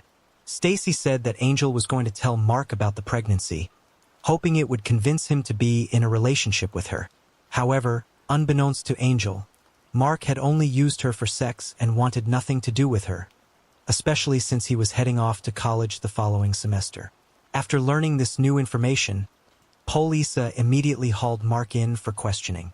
However, he denied that he and Angel were together. He said they slept together once, but he hadn't seen her since. He claimed that he had a steady girlfriend who he had been with for the past 2 years. He said that on the night Angel disappeared, he worked until 5 p.m. and then went to the mall to get a gift for his girlfriend. He then said later on he met up with friends for pizza. Investigators checked with Mark's work and confirmed he had been there. They then drove the route to the stores where Mark said he shopped for the gift and found that it was possible to make the trip in the length of time he stated. Finally, They spoke to the friends that Mark claimed he joined up with that night, and they confirmed they had met up at 9 p.m. for pizza and a movie. However, Mark couldn't produce any witnesses for his alleged shopping trip. Also, when investigators questioned employees of the stores that Mark claimed to have entered, nobody recognized him. This led investigators to doubt the shopping part of Mark's story. However, when given a lie detector test, he passed, and due to this and his cooperation, he was ruled out as a suspect. Police then went back to the theory that Angel either ran away or was abducted from her car by another perpetrator. Angel knew her mother wouldn't consent to an abortion, so they thought maybe she had run away. Weeks went by with no leads until a tip came in from a prisoner at the Lake County Detention Center. He claimed that there was a prostitute working in Cleveland, Ohio by the name of Angel that matched Angel Armstrong's description. A blonde between 17 to 20 years old with a pretty smile who was picked up walking alone on the street. That description fit Angel to a T. The inmate claimed he had seen Angel just before he was arrested, and that she was hired by a man called Pimp Daddy. Detectives contacted Cleveland detectives who confirmed they knew Pimp Daddy and that he ran his business in a 2-story building on the outskirts of town. However, after raiding the building and bringing in the girl by the name of Angel, she refused to talk. So they contacted Jackie and asked her to come to Cleveland to make the identification. Unfortunately, the girl was not Jackie's daughter, and it was another dead end. While it wasn't the Angel they were looking for, they were at least able to reunite her with her family. In the meanwhile, Angel's friends and family made flyers and had them strewn throughout the community. They also reached out to businesses, charities, and organizations to scrape together a $10,000 reward for Angel's return. Within a month, thousands of tips were pouring into the Mentor Police Department, but none of them led anywhere. Unfortunately, over time, her case grew cold, but Jackie never gave up hope. As the months passed, one person continued to stand out to investigators, the fiancé of one of Angel's friends. He barely knew Angel, but was also keen on talking to police and reporters about the case. He was known for inserting himself into the investigation and constantly spouted his theories. Police decided to take a closer look at him and theorized that he might have hit on Angel but had his advances rejected and retaliated in return, or maybe he slept with Angel and feared she would tell his fiancé. However, it would lead to another dead end after he provided a solid alibi for the night she disappeared. On December 15, 1992, a local man and his dog were hunting when the dog picked up a scent and headed toward a drainage ditch. That's when the man noticed something wrapped in a sheet with a rope tied around it. As he pulled back the fabric, he spotted what appeared to be a human hand. When investigators arrived, they found a badly decomposed body that had been lying there face down for months, around the same time Angel went missing. Dental records would sadly confirm the remains belonged to Angel Ormston. She had suffered blunt force trauma to her head and had been stabbed twice in her chest. She had been bound with green duct tape that had blue carpet fibers stuck to it. They began looking at homes of friends and family, including Mark Sotka. He had been staying at a house that his family owned around the time Angel went missing, but since that time it had been sold. However, the new family allowed detectives to conduct a search. The new owners had completely remodeled the house except for 2 rooms, including the basement. When investigators went down into the basement, they noticed blue carpet squares on the stouts. So they collected the fibers to compare against the ones found on the duct tape. They also found a section of clothesline in the laundry room cut out, similar to the clothesline that Angel had been bound with. A crime lab tested the items recovered and they matched the items found at the crime scene. Investigators also found spots of blood on the carpets, stairs, and walls along with a bloody thumbprint. Mark Sotka was then arrested for her murder 5 months after she disappeared. However, Mark remained confident that investigators did not have enough evidence to charge him in the case. Meanwhile, they began examining his car and found traces of blood in the trunk that he had tried to clean. They also found a roll of green duct tape. When confronted with the new evidence, he finally admitted that he did something stupid and confessed to Angel's murder. He said he took Angel to his house intending to have sex with her, but when she told him she was pregnant and he was the father, he lost his temper. He insisted Angel have an abortion, but she refused. He punched her several times and she fell down. He ran up the stairs and got a knife out of the garage, came back down, and stabbed her twice in the chest. He was asked if she was alive or dead before he stabbed her, and he replied she was alive because he could see her breathing. Mark then bound her body and dumped her. Afterward, he cleaned up before meeting his friends for pizza and a movie that night. Mark had sat around eating pepperoni pizza and laughing with his friends. All the while, Angel's body was lying in a shallow grave. He then led investigators to a roadside where he threw Angel's car keys and a remote site where he threw the knife. However, the knife was never recovered. In February 1993, pleaded guilty to avoid the death penalty and was sentenced to life in prison. Investigators believe he passed the polygraph due to his lack of remorse. In 2013, her loved ones began the long fight to keep Mark from being paroled. In June 2013, he had his first hearing before the Ohio Parole Board. Angel's family and friends fought to ensure he was not released from Grafton Correctional Institution and his parole was denied. However, this month, July 2023, after serving 30 years, he will be eligible for parole again. Her loved ones are asking the community to sign the petition on change.org. Also, if you're interested, you can submit a letter to justiceforangelormston@gmail.com and they will submit it to the parole board. Dana Laskowski was born on February 23, 1965 and lived in Puyallup, Washington. At the age of 36, Dana was recently separated from her husband and became a single mother to her 9-year-old triplet daughters. Those who knew her well said she loved life and especially loved being a mom. In 2001, Dana was employed as a nanny, but on August 31st, she failed to show up for work, and the couple she worked for made numerous attempts to contact her. This was so out of character for her, they called the police and requested a welfare check. Officers made their way into Dana's home through an unlocked back door and made a shocking discovery. Dana was found lying face down on the couch, strangled to death, with one arm twisted behind her back. Dana's ex-husband, Stan, who she was on bitter terms with, immediately became a suspect. However, he told investigators that he took their daughters camping the night of the murder and provided a gas receipt to corroborate his alibi and was subsequently ruled out as a suspect. Investigators then turned to others in her life, including a man named Michael in Vancouver, Canada, whom Dana had been dating. They were on the verge of a breakup and phone records proved they spoke the night of her death. Michael told investigators Dana seemed to tense and didn't say "I love you" back. After their phone call, he decided to drive to Puyallup and visit her to discuss their relationship, but he was stopped at the border and not allowed entry into Canada. Border Patrol records corroborated Michael's alibi, and he too was ruled out as a suspect. The next suspect was a man named Patrick who installed Dana's cable at her new house. He became obsessed with her and began stalking her not long before her death, leaving flowers and strange poems on her porch. In one letter, Patrick wrote that he was watching Dana and mentioned things only someone with access to her home would know. Dana told her aunt and her employer that if anything ever happened to her, to look at Patrick. However, Patrick insisted that he had nothing to do with Dana's death and even offered up a sample of his DNA. He claimed he was working at the time of the murder, after which he went out for drinks with friends. Patrick's employer and friends corroborated his alibi and ruled him out. Investigators then began looking at the memorial book from Dana's funeral, hoping the killer had left a message. What they found broke the case wide open. 1 month after the murder, Dana's 17-year-old niece, Amanda, left a cryptic message in a memorial book in her honor.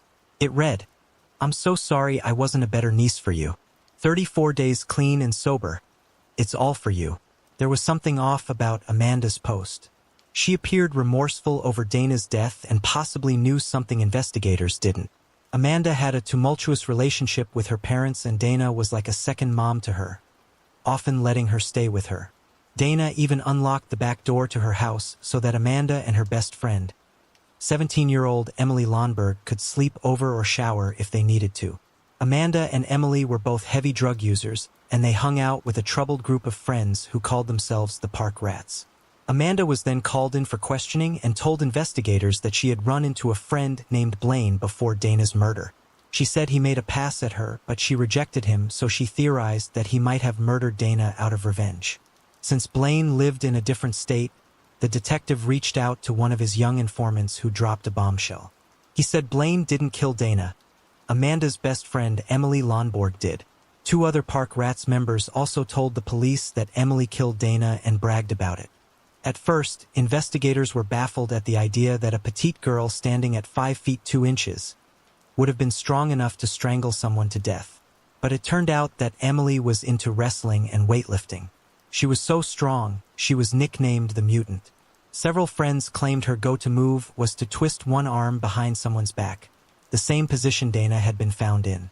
Investigators attempted to question Emily, but she was very uncooperative and couldn't provide a solid alibi. They obtained a search warrant for her home and found a diary that included a bucket list of things she wanted to accomplish. Number 9 on the list read, "Kill someone and get away with it." In another entry written after an argument with Amanda, Emily wrote that she could strangle Amanda just like her aunt. Just as surprising, investigators found a black t-shirt belonging to Dana in Emily's room and discovered that she was wearing it in photos taken at her funeral. Amanda was questioned again, and this time she admitted that Emily had murdered her aunt. She said they walked into Dana's home through the unlocked back door high on drugs. They asked her for money to buy more drugs, but she refused and told them to leave. Dana placed her hand on Emily's shoulder to guide her to the door. That's when Emily put Dana in a headlock, twisted her arm behind her back, and pushed her face into the couch. Amanda claimed she turned away because she did not want to get involved, at which point she heard gurgling followed by the sound of a crack. After Dana died, the two robbed her and left. On March 3, 2003, was arrested and charged with first-degree murder. She was tried as an adult and pleaded not guilty. Prosecutors offered Amanda immunity if she testified against Emily at the trial. However, they were concerned that she would change her mind at the last second. They also feared that the jury would not convict Emily based purely on circumstantial evidence and that she would walk free. They ultimately offered her a plea deal for 6.5 years, and she accepted. While Dana's family was relieved that some justice was reached, they were disappointed at how little time Emily served after killing Dana. Emily was released from prison in 2009 after only serving 5 years and has since changed her name to Emily Seabox. She then married a man named Darren Wickman, and the two had children together before divorcing in 2013. Talaba Islam was born on November 18, 1995 in Tarrant County, Texas. Talaba was the youngest and tallest of 3 sisters and was said to have a very infectious smile. At the age of 20, Talaba was living in Fort Worth, Texas with her boyfriend, Chris Reveley, and their 3-month-old son. Chris was allegedly abusive toward Talaba, and he had even been investigated for an assault against her when she was 9 months pregnant. On top of being abusive, Talaba's family said he was also allegedly very manipulative and had a history of violence against other women.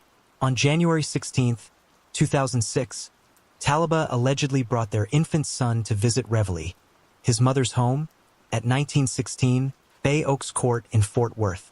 After that, she was never seen again. A couple of days later, he told her family that after an argument, she left their infant with him, got into an SUV with someone he didn't know, and never returned. He then gave their son to Talaba's family, stating that he couldn't care for him. 5 days after her disappearance, he reported her missing. 10 years later, on October 10, 2016, Tiffany Johnson had just broken up with Reveley and was making him gather his belongings from her apartment. Inside the apartment was Tiffany's twin brother Asher, along with 2 other people. 25-year-old Tiffany was last seen arguing with Reveley outside of her apartment building. After that, she was never seen again. When Reveley re-entered her apartment, Asher asked him where his sister was, and he replied that she jumped into another car and drove off. Asher, suspecting something was wrong, went downstairs to check on her and noticed Reveley's car backed up to the apartment with the trunk open. Upon noticing Asher, he sped off. When authorities arrived, they found Tiffany's phone, car keys, and one of her socks in the parking lot. They also searched Ravel's mother's home and found the tank top that Tiffany was wearing the night she vanished. Ravel was then arrested and charged with kidnapping, and in August 2019, he was convicted and sentenced to life in prison. At his sentencing hearing, Ravel's sister took the stand and testified that she was sitting in her bedroom at her parents' house while Chris, Talaba, and their baby were in his bedroom nearby. They were arguing in his room when his sister heard Talaba yell, "Broke my jaw." After that, she was never heard from again. On March 2, 2023, 17 years after her disappearance, Talaba's remains were found near railroad tracks in the 900 block of South Hughes Avenue in Fort Worth.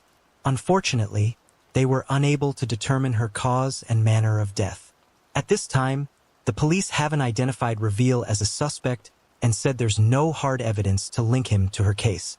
As of July 2023, Tiffany's body has never been found.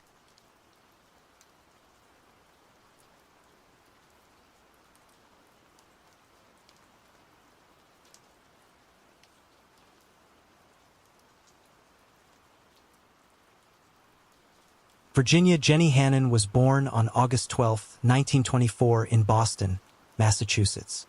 At the age of 59, Jenny was a widow living alone at 57 West Street in Pembroke, Massachusetts, and worked as a cook in the cafeteria of Bryantville Elementary School. She was described as a good person who was great with the kids. While she didn't have any children of her own, she still loved the little ones she fed each day. Those who knew her said she loved tending to stray animals and baking treats for the children in the neighborhood. She also loved bingo and was known to put ice in her beer.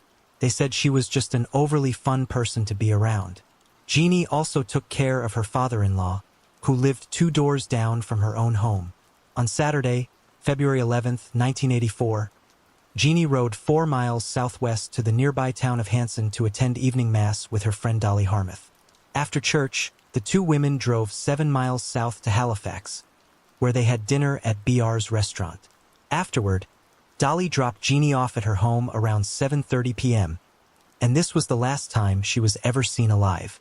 On Monday, February 13th, her father-in-law's housekeeper stopped by Jeannie's house to get a key to her father-in-law's home. Instead, she found Jeannie beaten, stabbed, and strangled to death with a sheet pulled over her.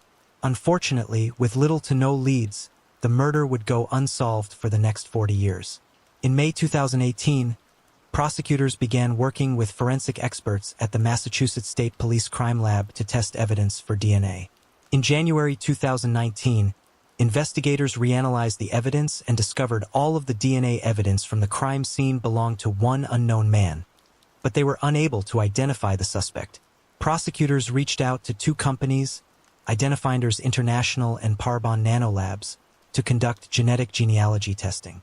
While Identifinders was able to provide 2 possible last names for the suspect, investigators didn't actually have a suspect.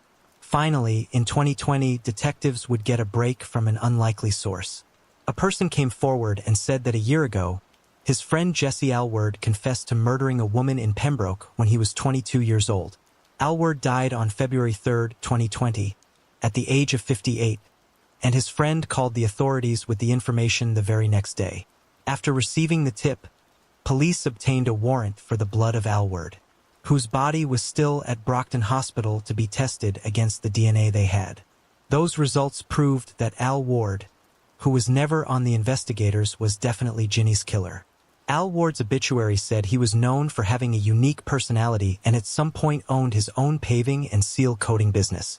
It also said he was creative with building, generous to homeless people, intelligent and independent, and enjoyed working on patent development. Unfortunately, Al Ward never provided a motive in the case. One theory is he learned about Jeannie's inheritance and entered her home looking for money and murdered her in the process. Supposedly, it was widely known around town about Jeannie's recent inheritance. However, there is no evidence to support this theory. In 2005, Michalina Lewandowska met and fell in love with Marcin Kasperzak. The couple got engaged a year later and moved from Poland to England. In 2008, Michalina got pregnant and soon after, relationship began to crumble. She would end up giving birth to a son named Jacob. Meanwhile, the couple caught off their engagement, but they remained together and Michalina continued to wear her ring, in hopes that things would eventually work themselves out. By 2011, things had only gotten worse, and it was clear that Marcin was not interested in mending their broken relationship. So, Michalina told him she was unhappy and wanted to return to Poland with their 3-year-old son. On Saturday, May 28, 2011, Marcin invited Michalina to go shopping with him and his friend, 18-year-old Patrick Boris. Although this was unusual because he never wanted to spend time with Miss Shalina, the thought of hanging out with him made her happy because she ultimately wanted to keep her family together. She also loved and trusted him and hoped that maybe he had a change of heart and had decided to treat her better. Jacob was spending the day with his grandmother, Marcin's mother. As Miss Shalina exited the bathroom after getting ready, Marcin and Patrick were sitting there staring back at her, with eerie smiles plastered across their faces. Marcin grabbed Michalina's arm and said he wanted to show her something. He pulled a 300,000-volt stun gun from his pocket, pressed it against her neck and tasered her. As she fell on the floor, Marcin put his knees on her chest and held her down. Marcin yelled at Patrick to get the packing tape. They then gagged Michalina, bound her wrists and ankles, and taped her mouth shut. They left her tied up, slumped against a wall, and tasered her once again. A few hours later, they dragged her into the kitchen and put her inside a cardboard box. As Marcin began to tape the box shut, with her inside, she screamed for him to let her go. Marcin knelt down, laughed, and said, "I've hated you for 4 years. You'll never see your son again." They put the cardboard box in the trunk of Patrick's car and drove to a wooded area near Huddersfield in West Yorkshire. They placed the box into a shallow, pre-dug grave and put an 88-pound log on top of her. As she lay in the box, terrified, Michalina could hear the sound of dirt being shoveled on top of her. Then, after a while, the noises stopped. Feeling she would suffocate, Michalina began thinking of her son and started taking shallow breaths, trying to keep conscious. She used the sharp edges of her engagement ring to cut the tape off her mouth, legs, and wrist. She slashed away at the cardboard until she was able to make a hole. She put her fingers through the hole and tore away at the cardboard, but all she felt was soil. The soil began to collapse into the box, covering Michalina's face, hair, and clothes. She screamed for help, but no one was around to hear her. She was weak, and her entire body throbbed with pain, but she knew she had to keep fighting if she wanted to see her son again. Michalina continued to slash, kick, and tear at the box until she was able to stick an arm out, then her head, and then her entire body. After an hour inside the box, Michalina miraculously freed herself. She ran into the road and caught a motorist's attention who phoned the police. 15 minutes later, authorities arrived and Miss Helena showed them the cardboard box in which she had been buried alive. Marcin was shocked when authorities knocked on his door and told him he was under arrest for the kidnapping and attempted murder of Miss Helena. While searching the home they shared, authorities found several chemicals and instructions for homemade explosives. Authorities later discovered that after burying Miss Helena alive, the two men withdrew money from an ATM using her bank card. Marston claims that he only intended to scare Miss Helena and didn't actually have plans to kill her. However, the court wasn't buying it, and he was convicted of attempted murder and kidnapping and sentenced to 20 years in prison. Patrick was also found guilty of kidnapping and sentenced to 4.5 years. To this day, Miss Helena has nightmares that Marston will come back to find her and kill her. With no family in the UK to help her, Miss Helena was thankful for all the care she received from the police and staff of West Yorkshire Police. Gina Renee Hall was born on August 24, 1961 and grew up in Coburn, Virginia with her 3 siblings, stepmother and father. Gina was loved by many for her happy disposition. She loved to dance and even helped teach children's dance classes. She was voted most popular in her senior class at Coburn High School, where she was the lead percussionist in the school's marching band.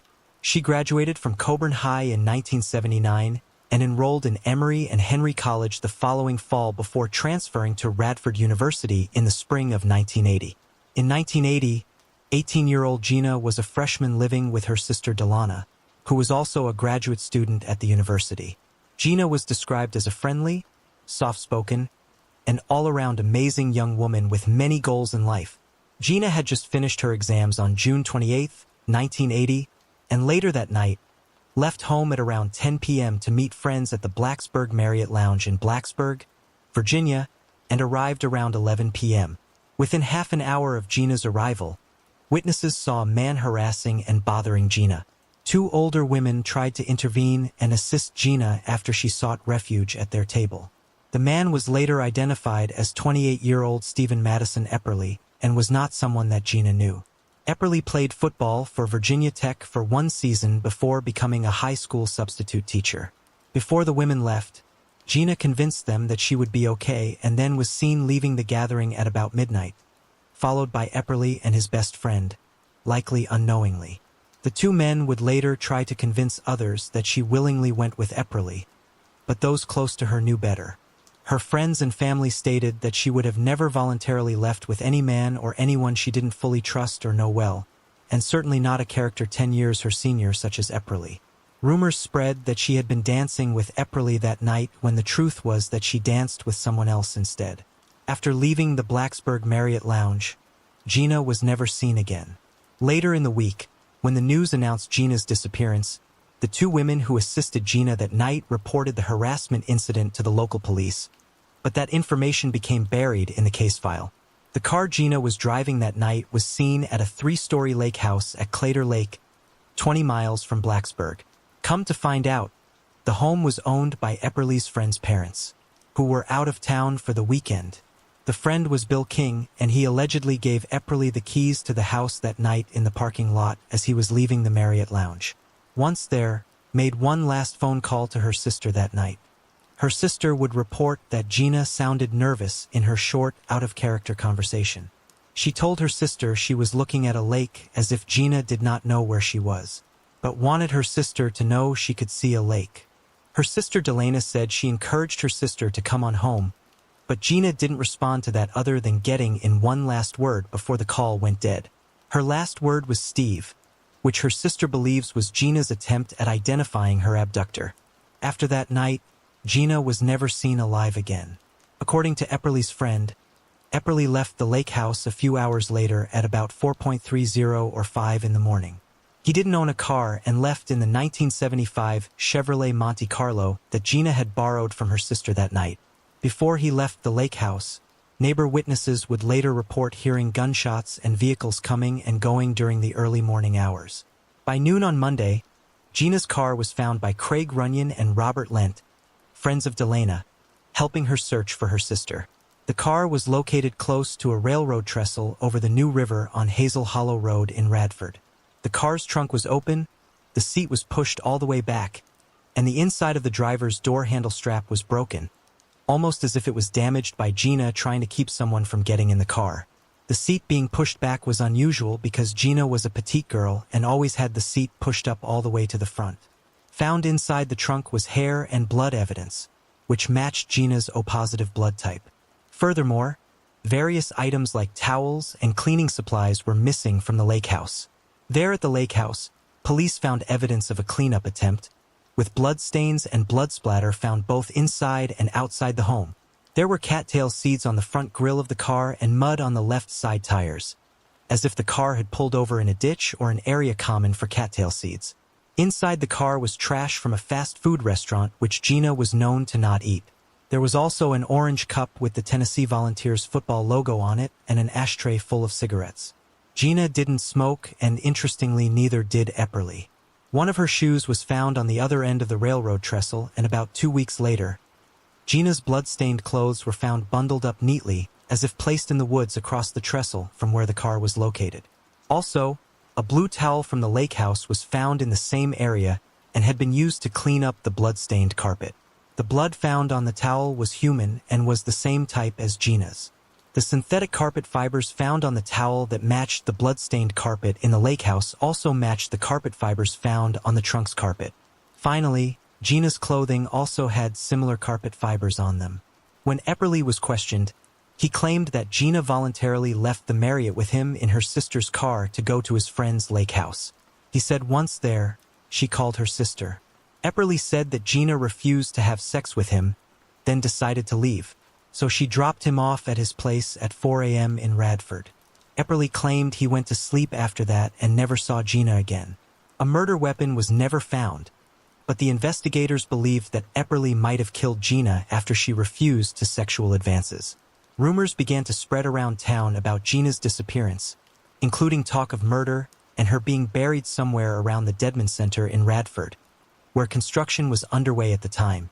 Pulaski County Commonwealth's attorney Everett Shockley was persistent in getting justice for Gina despite many of his peers, and even a judge in the area advising him not to press charges against Epperly until the body was found.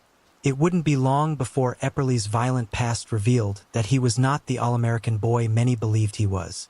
In fact, in 1976, 4 years before Gina's murder, Epperly faced 2 charges of rape. A judge dismissed one for difference in opinion, and in the second he was found not guilty thanks to his high-dollar defense attorney. Epperly was ultimately indicted for Gina's murder, but was convinced it was impossible to be found guilty without a body. However, during the trial, Attorney Shockley called 31 witnesses and presented over 90 pieces of forensic evidence. One of the most compelling witnesses was retired Pennsylvania State Trooper John Preston and his tracking dog. The German shepherd named Harris II was given a piece of Epperly's clothing and followed the scent trail over the railroad trestle across the river through the town of Radford to the front porch of a house and stopped at the front door of none other than Stephen Epperly.